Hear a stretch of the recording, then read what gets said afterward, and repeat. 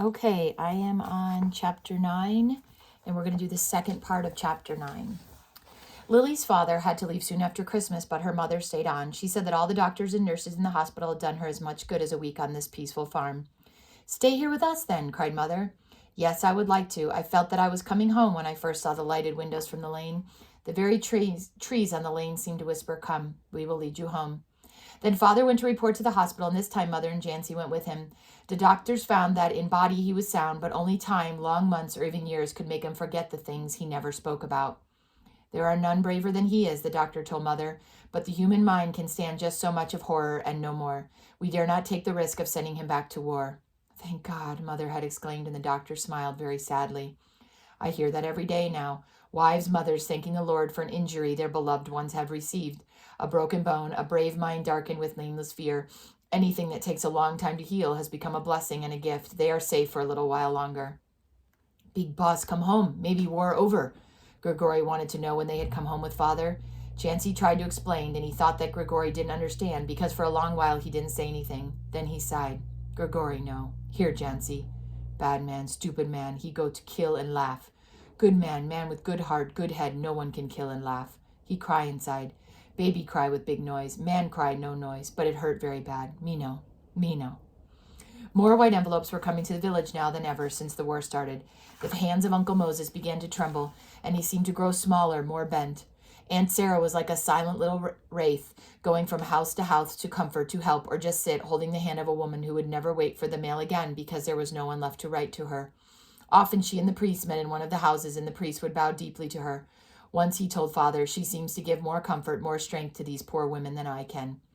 No one knew that one white envelope had found its way to the little store until one day in March, Jancy asked, Uncle Mo, you haven't told me anything about Aaron and Dr. Sam. How are they? Uncle Moses smiled, a smile bleaker than pale winter sunlight trembling on a snow. They are both well, thank you, Jancy.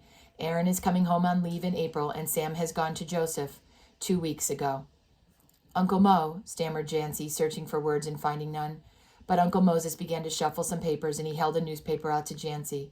Take this home, Jancy. There is something in here that will interest your father. I marked it.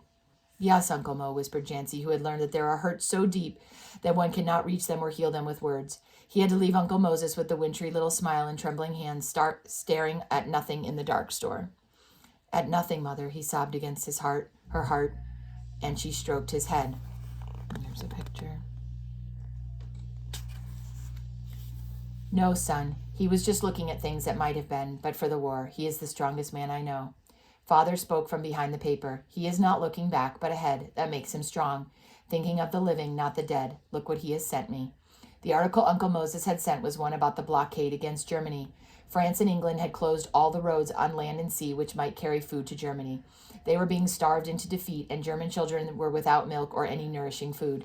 The Hungarian government issued a plea to farmers to take children, as many as they could feed, children who were the most helpless sufferers in the war. Father looked at Mother's face. We have a large house, he said, but it sounded like a question. She smiled. And a small family? I remember, Martin, but now we have a large house and a large family, and it will still be larger. I would feed an army of hungry children, if we could. Let's start with 5. That's a lucky number. He smiled at Lily. 5 blind kittens have found me. We will give each of them a child to play with. Mother began to laugh. Just Came is ahead of you, Martin. There are 6 more in the hayloft. All spoken for, Jancy announced, smiling. If Just Came has 50 kittens, they will all have homes. Every child in the village wants one of the lucky kittens, too. His face saddened to find their fathers for them. Some of them don't even know. Father broke in, his face too dark with pain. 5 children then, Mother, little tow-headed Germans? 6, Martin, please, 1 for each kitten and 1 for baby Panny.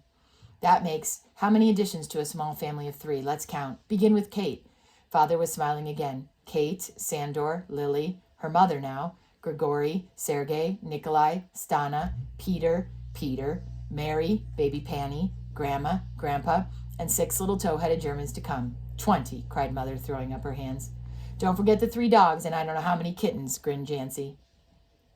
Well, Father sighed, quite a houseful. We will have been blessed with a home that can take care of them. Tomorrow I shall ride into town with Jancy and make out the papers. Once again in the town hall of the same railroad town, father and son bent over long sheets of paper.